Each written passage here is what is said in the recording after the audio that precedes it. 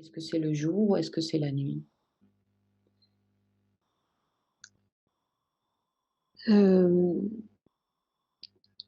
Là, c'est comme si j'étais, dans l'espace, en fait.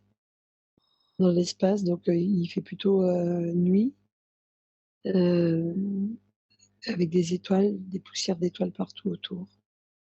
Dans l'espace, c'est la nuit avec des poussières d'étoiles autour.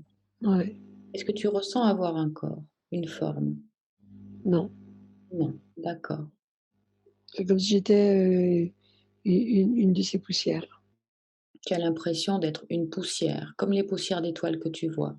Ouais, Est-ce que tu te ressens poussière d'étoiles comme si c'était finalement, la même ouais, chose que toi? D'accord. ouais. Est-ce que tu ressens une émotion? Ben, c'est oui, je dirais de la joie, de l'énergie, de bien-être, voilà, c'est un peu comme une famille d'étoiles là. Mmh.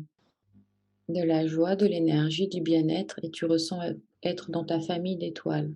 Ouais, avec, D'accord. hem, en fait, une sensation, de pas d'immobilisme, mais, une sensation comme pas c'est pas figé, mais il y a à la fois une immensité, tous les possibles. Il y a, une idée d'infini de tous les possibles et à la fois, comme si c'était un statu quo, enfin, je suis, là, paf, un petit point, mais, au milieu d'une immensité avec tous les possibles. Tu te ressens un petit point dans une immensité avec une infinité de possibles. Ouais, D'accord. Très bien, très, très bien. Condense un petit peu le temps pour aller à un moment important, parce qu'il se passe quelque chose d'important pour toi et décris-moi ce qui se passe.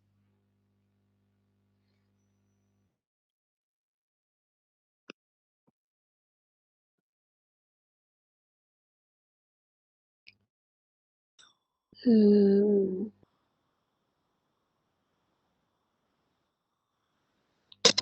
hem,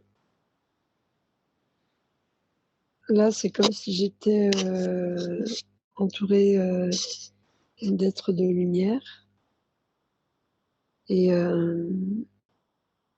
voilà, je suis accueillie pour aller, enclencher, une mission. D'accord, donc tu es accueilli par des êtres de lumière pour aller enclencher une mission. Et qu'est-ce que Ouais. c'est cette mission? Bah, justement, une mission terrestre. Mmh, on va m'adresser, à aller vivre, une expérience terrestre. D'accord, donc c'est juste au moment où tu vas vivre une expérience terrestre et ces êtres de lumière, qu'est-ce qui se passe avec ces êtres de lumière? En fait, ils me donnent les consignes, ils me donnent les consignes et il y a pas de, entre guillemets, «de négociation», c'est comme ça, c'est voilà. Il y a une espèce d'évidence. Il y a une espèce d'évidence, c'est-à-dire que c'est juste pour toi les consignes.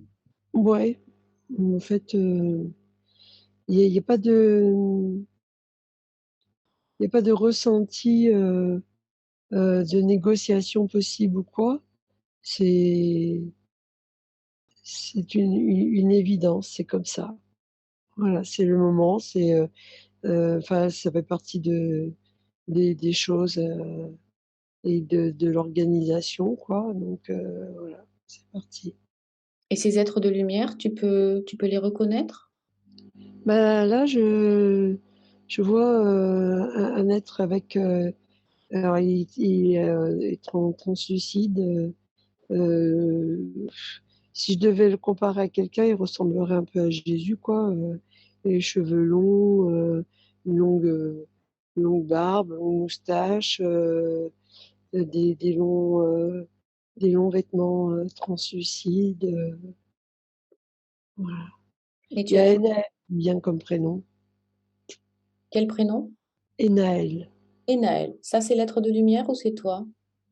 Non, c'est l'être de lumière. Enaël. D'accord. Très bien. Merci. Il est tout seul? Non, il y a d'autres êtres, autour, mais c'est à lui que j'ai affaire. En fait, c'est comme, si c'était lui, un peu chef d'orchestre, Est-ce que ça serait ton guide? semblerait.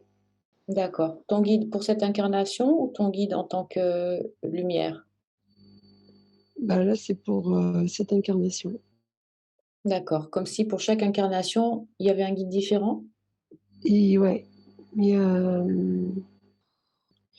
suivant les missions, en fait, on est dirigé vers un guide différent. D'accord. Et quelle mission t'est accordée à toi? Quelle mission t'est proposée? Là, c'est, justement, d'éveiller un maximum, de conscience et d'êtres humains. C'est l'éveil, hem et puis, de les connecter à l'amour, au non-jugement et à, à se reconnecter, déjà à eux-mêmes. On me dit qu'ils sont, complètement, lobotomisés et embrigadés dans une non-pensée, une non-connexion. On les a déconnectés, ils sont déconnectés, quoi. Donc l'idée pour moi, c'est, la mission, c'est de les reconnecter. Tu le reconnecter et ça, c'est tes consignes? Ouais, D'accord. Et de quels outils est-ce que tu vas, avoir? Parce que quand tu vas descendre dans la matière, tu vas être comme les humains. ouais.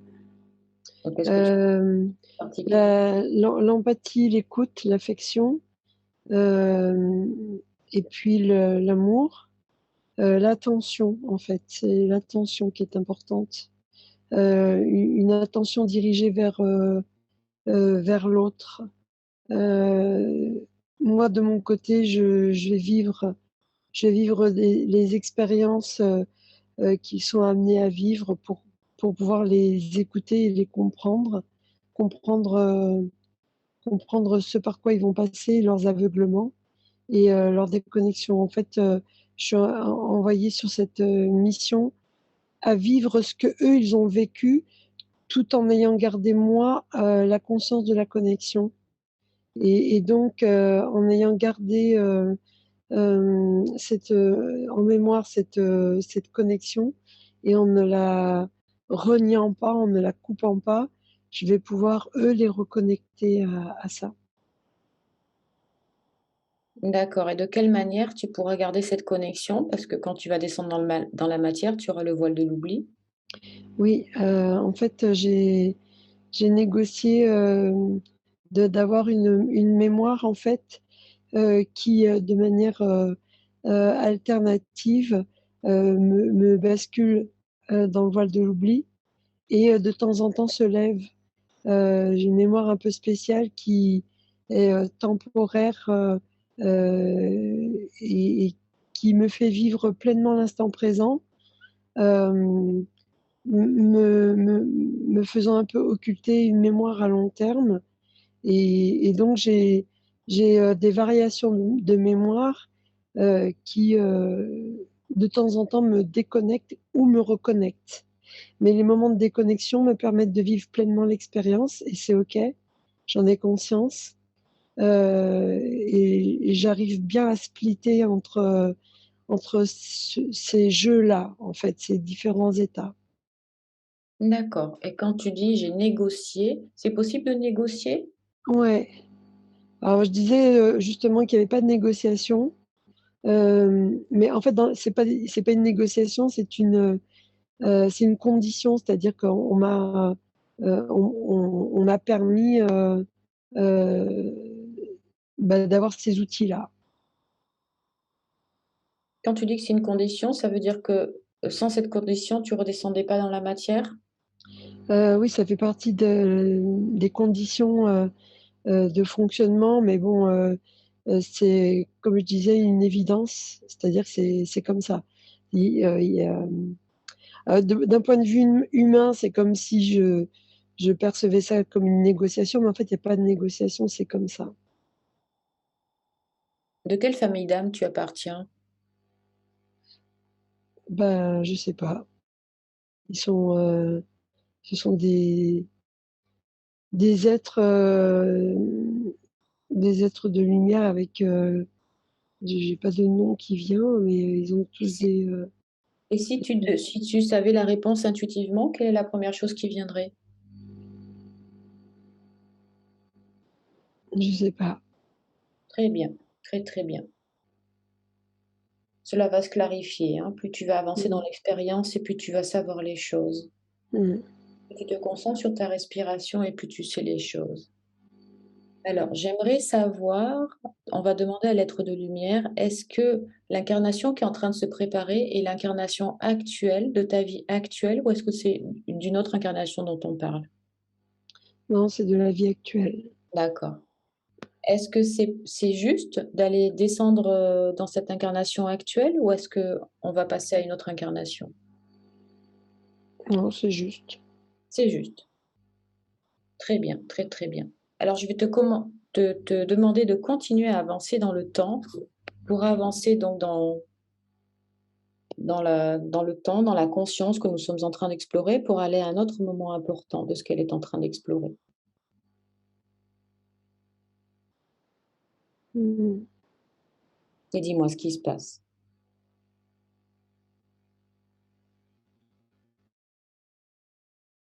Non, je suis dans cette vie actuelle. Dans cette vie actuelle. OK, très bien, très, très bien. Mmh. Dans cette vie actuelle et tu as quel âge? Bah, j'ai cet âge-là actuel. Tu as cet âge-là actuel. Alors ce que je vais quand même demander à la conscience, c'est qu'on va refermer cette porte. Pour l'instant, on y reviendra quand on posera des questions à la conscience supérieure. Mmh, Je vais d'accord. te demander de te retrouver à nouveau dans le couloir pour choisir à nouveau une autre porte qui t'appelle et que tu as envie d'ouvrir. Mmh. Non, c'est la 4e porte à droite, elle est bleue. D'accord. Donc tu vas te placer devant la quatrième porte à droite, la porte bleue, et tu vas me décrire cette porte. Bon, c'est pareil, elle est en bois peint et elle a une poignée, blanche, en fer. En bois peint avec une poignée blanche en fer. D'accord. Donc je vais compter jusqu'à 3 et à 3 tu vas poser ta main sur la poignée blanche en fer. 1, tu baisses la poignée. 2, tu appuies sur la poignée pour entrouvrir la porte. Et 3, tu passes le seuil de la porte et tu te retrouves de l'autre côté. Est-ce que c'est le jour ou est-ce que c'est la nuit? C'est le jour. C'est le jour. Baisse la tête et regarde tes pieds et dis-moi ce que tu vois, ce qui se passe. Heu, bah, je j'ai des pieds de femme. Tu as des pieds de femme. Est-ce que tu as l'impression d'être, en bonne santé physique? Oui, D'accord. Quel âge adulte, as-tu? adulte, hein, Adulte. Quel âge as-tu à peu près? une trentaine d'années. Une trentaine d'années. OK. Continue à regarder ton corps. Est-ce que tu portes des vêtements? Oui, j'ai une espèce des espèces de sandales, en fait, c'est comme une je sais pas, ça s'appelle une toge, enfin, c'est, un peu du temps de César, là, les robes blanches, là, comme ça. Une toge blanche. Ouais, D'accord. Et sur la tête? Est-ce que tu portes quelque chose sur la tête? Ouais, j'ai une espèce de couronne, en feuilles dorées là. Une couronne en feuilles dorées, d'accord, très, très bien. Tu as une coiffure particulière? J'ai des cheveux longs qui sont, tenus par cette couronne comme un serre-tête et bouclés, bruns. Des cheveux longs, bouclés, bruns, OK, et une trentaine d'années. Très bien, très, très bien. Est-ce que tu as une émotion particulière? Je suis, je suis plutôt bien, visiblement, j'ai l'air d'avoir une vie, plutôt agréable. Ta vie est plutôt agréable. Ouais. Qu'est-ce que tu vois autour de toi? Bah, la nature, une forêt, derrière moi et puis, une prairie. Je suis je suis au milieu d'une nature, il fait soleil là, il fait beau. Tu dirais que tu es dans quel pays? Ça ressemblerait à soit l'Écosse, soit la Normandie. L'Écosse ou la Normandie? Très bien, très, très bien. Et à quelle époque est-ce que tu te situes? Bah, alors je sais pas, le temps de Jules César quand c'était quoi, mais c'est à peu près une époque comme ça. D'accord, à l'époque de Jules César. Très bien, très, très bien. Et est-ce que tu as d'autres personnes autour de toi? Là non, je suis toute seule. Tu es toute seule. D'accord. Est-ce que tu as un but, une destination? Non, en fait, là je suis en balade. Tu te balades. Mmh. D'accord. En balade et en réflexion. En Tu fait, c'était comme si ouais, je suis en train de me balader tout en réfléchissant. D'accord. Quel est le but de ta réflexion? Quelle est ta réflexion? Je réfléchis sur la vie, sur ma vie. Et quelles sont tes réflexions sur ta vie? Hem, je suis en train de me dire que, je suis bien née, je fais une belle vie, hem et je me pose la question, de, hem, en quoi c'est juste que j'ai cette chance-là, par rapport à d'autres, et aussi, bah, qu'est-ce que du coup je vais en faire, quel rôle je peux avoir dans cette vie-là? En fait, tu es satisfaite de ta vie, mais tu te demandes que faire de cette vie. Ouais, d'un côté je suis satisfaite par rapport au confort, mais je me pose la question par rapport, au sens de cette vie. D'accord.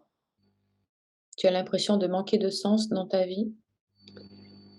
Alors, c'est pas comme un manque, c'est plus comme une quête.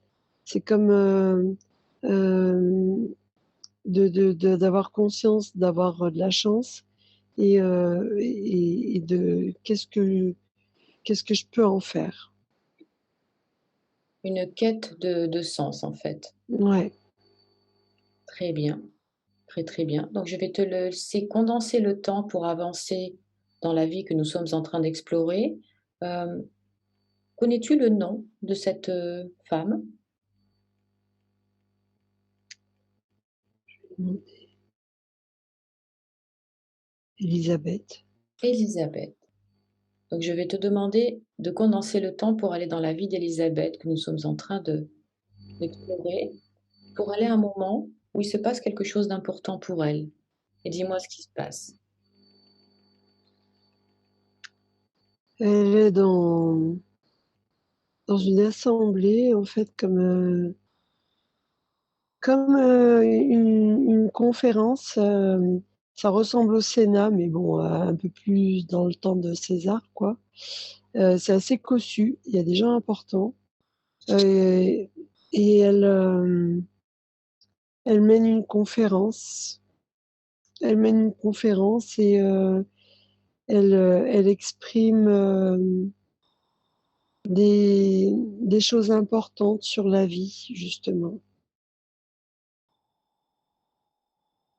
Qu'est-ce qu'elle exprime d'important sur la vie pour faire une conférence au Sénat? Alors, c'est des personnes qui ont des capacités intellectuelles et des rôles importants. Et pour autant, elle leur transmet des valeurs, ouais, des, des valeurs, parce ils sont tous dotés de pouvoir et de rôles importants. Pour autant, elle leur rappelle des valeurs morales, humaines, et qui viennent de ces réflexions qu'elle a toujours eues, voilà, en elle. Voilà, c'était un rôle d'accompagnement, mais aussi de remise un petit peu en ordre, de rappel à l'ordre un peu. Ouais.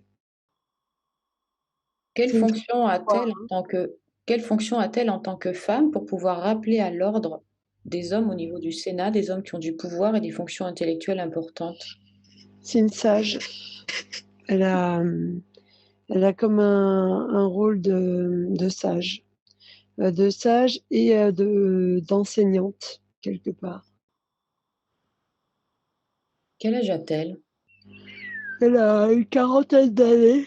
C'est pas une jeunette, elle a de l'expérience de vie, mais elle n'est pas très âgée non plus pour autant. Elle a une belle énergie et une forme d'expérience qui est intéressante. Qu'est-ce qui a permis qu'elle soit décrétée comme une sage enseignante? Bon, alors déjà, elle est quand même bien née, donc elle n'a pas eu à gravir ou à transgresser des milieux. Elle est quand même dans son milieu et un peu plus. C'est-à-dire que les gens qui sont autour d'elle, elle est allée gravir des échelons en faisant bah, des études, en travaillant, en communiquant, en créant des réseaux. Et donc en allant dans ces milieux-là, elle a, elle a fréquenté les différents milieux et donc elle a élevé petit à petit aussi le sien. Et, et il y a eu au fur et à mesure une reconnaissance de ses pairs et même plus, c'est-à-dire que elle est sortie du lot. Et donc, en sortant du lot, elle a été mise en lumière, un peu comme un guide, quelqu'un qu'on écoute et qu'on respecte. D'accord, et donc là, Surtout quels en sont tant les que femme, parce qu'il n'y a pas que des femmes dans l'assemblée, hein. C'est une assemblée mixte. Et globalement, c'est pas quelque chose de d'anodin que, en tant que femme, elle puisse accéder à cette fonction-là. effectivement, et quelles sont les valeurs qu'elle prône? Le respect, l'humilité et l'amour. Et après le travail. Le travail, puisque les dons sans travail ne sont rien. D'accord, et après cette conférence, condense encore le temps, avance dans le temps, après cette conférence, va à un autre moment important dans la vie de cette femme que nous sommes en train d'explorer?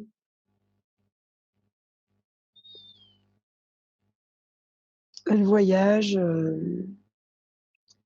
elle va un peu partout, dans des lieux un peu névralgiques, pour, accompagner et superviser, heu, voilà, ses pairs.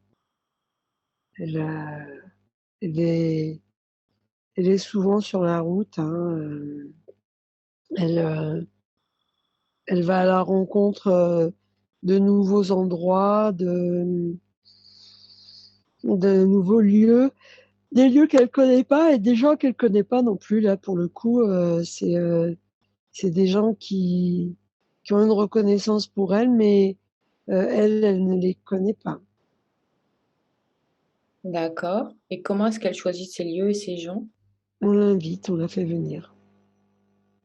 Donc finalement, elle a une aura, qui Ouais, s'étend au-delà de ce qu'elle connaît et qui fait qu'on l'invite pour qu'elle, ouais, diffuse ses valeurs. ouais. D'accord. Et quel Autant au début, c'était elle qui a, travaillé et mis en place pour, entre guillemets, «se faire connaître» et pour pouvoir, accéder à cette fonction de transmission, autant maintenant, on vient la chercher.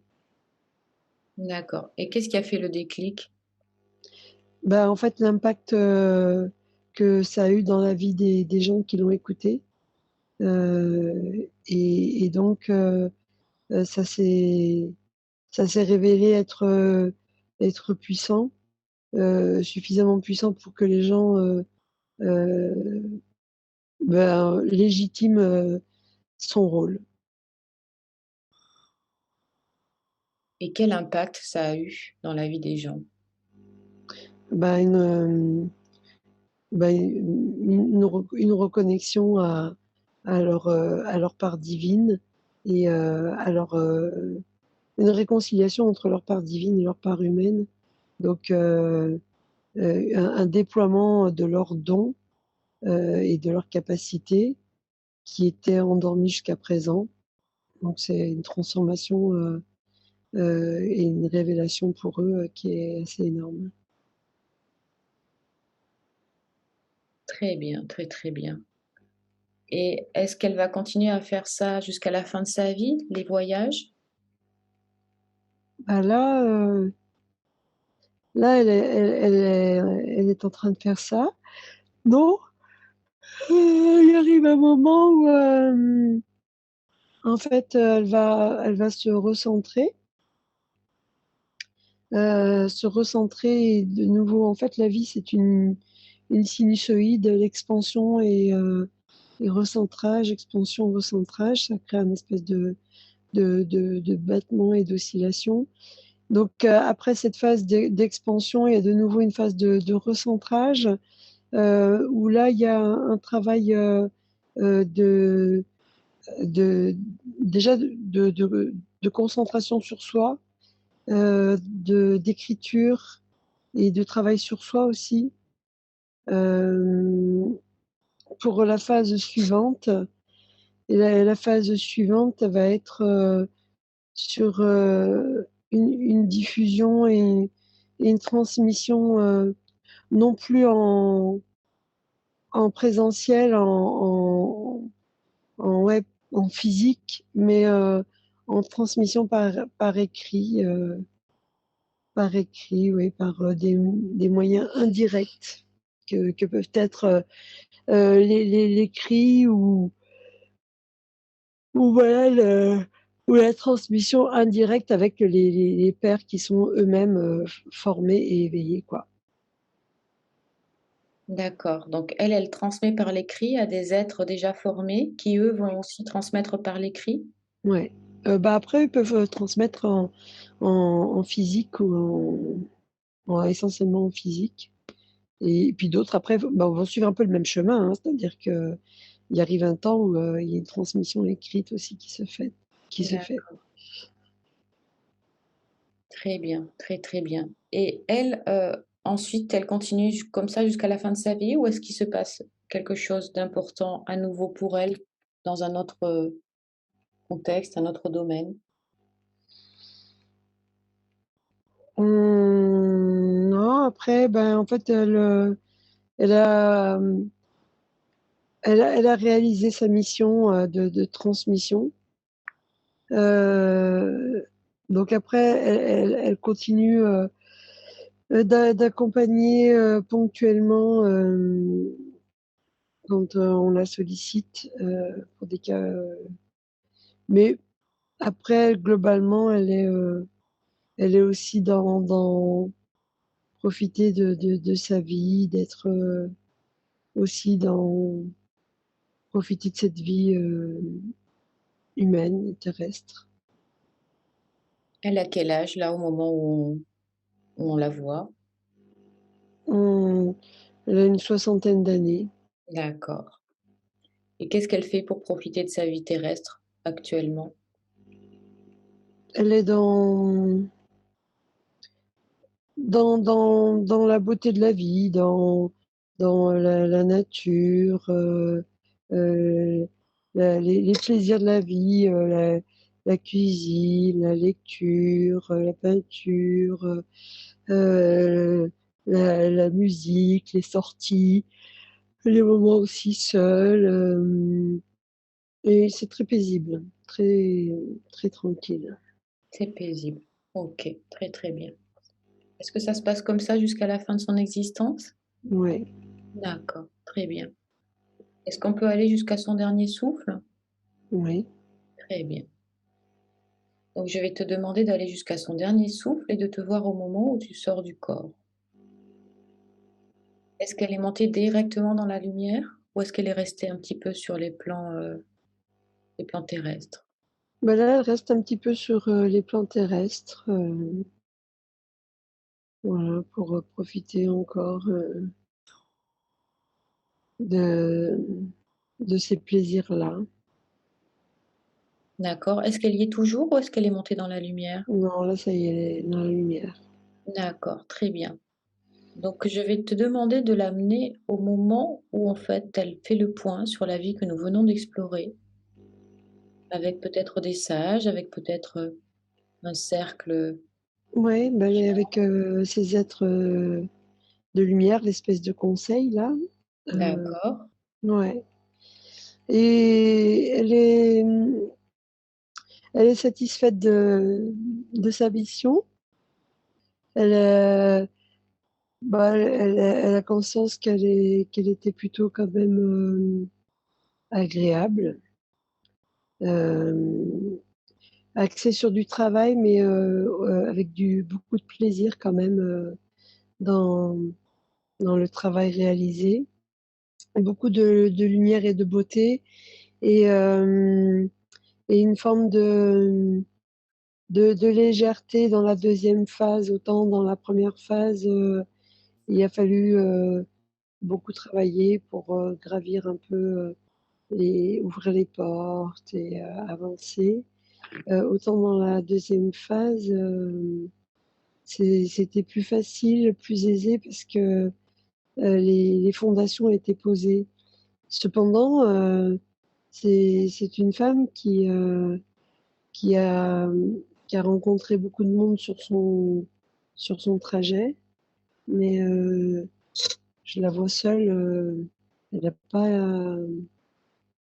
elle n'a pas été, elle n'a pas été entre guillemets engoncée dans des relations de vie de famille ou de vie maritale. Je ne le vois pas ça. Je vois une d'accord, femme plutôt autonome, libre et indépendante, ce qui ne veut pas dire qu'elle n'a pas eu elle a eu plein de rencontres, mais elle n'a pas été engoncée ou emprisonnée dans une quelconque relation. Et elle a réalisé sa mission de vie qui était assez claire en définitive. Et du fait qu'elle ait été claire, cette mission, elle a été plutôt menée bon train et facilement. est-ce qu'elle a eu des apprentissages? Oui, en fait, quand on est dans un milieu quand on est dans le sens de naissance dans un milieu, eh bien, en fait, c'est tout un travail pour essayer d'aller vers les autres milieux. Il y a des barrières, et il y a des preuves à faire et des codes à apprendre pour pouvoir graviter dans tous les milieux. Ça a été un petit peu la mission de cette mission-là, de ne pas rester cloisonné dans le milieu où on est né et de déployer justement une reliance entre les différents milieux, sachant que ce n'est pas non plus renier le milieu dans lequel on est né et d'où on vient. On n'a pas la nécessité de le renier. Et pour autant, il n'est pas un empêchement pour accéder aux autres milieux. Très bien, très, très bien. Un travail de reliance sur tous les plans finalement. Oui, parce que c'est comme des castes en fait. Les milieux dans lesquels on est représentent comme des castes et des droits. Et finalement, pour accéder à un autre milieu, il y a tout un travail de preuve, faire ses preuves d'acceptation et de l'autre milieu. En fait, il y a comme une hiérarchie entre les milieux et ça, c'est typiquement humain. Pour autant, ça n'a pas lieu d'être. Et donc, cette mission, ce travail, est en fait de relier et d'effacer, pas, c'est pas effacer, mais de montrer que ça n'a pas lieu d'être. C'est une forme de pouvoir qui est exercé et qui est nocif parce qu'en fait, on devrait pouvoir graviter dans toutes les zones, dans tous les milieux, sans qu'il y ait de frontières. Mais l'humain aime bien mettre des frontières parce que de cette manière-là, ça lui permet d'avoir des pouvoirs sur l'autre et comment ça s'appelle quand on a des espèces de bénéfices, je ne trouve plus le mot, Davantage. des avantages ou des droits un peu, mais il y a un mot spécifique, j'ai pas le mot là. Enfin voilà, euh, qui, euh, qui ne sont pas légitimes, quoi. Très bien, très, très bien. Ça nuit en fait aux capacités de... Ça empêche les capacités des autres sous prétexte qu'ils ne sont pas nés au bon endroit. Actuellement, on a ce type de problématique, notamment pour l'éducation. Le droit à l'éducation n'est plus du tout un droit universel. Il est réservé à, à un certain niveau d'argent, de vie. Euh, et en fait, on n'est plus sur la valeur de l'humain en fonction de ses capacités et de ses dons, mais en fonction de la valeur qu'il va avoir en termes d'argent et de pouvoir de, de, de naissance et de caste.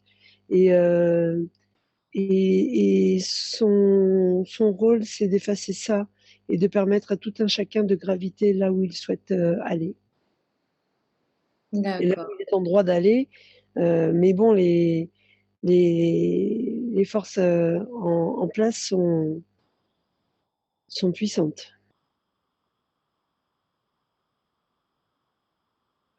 Très bien, très, très bien.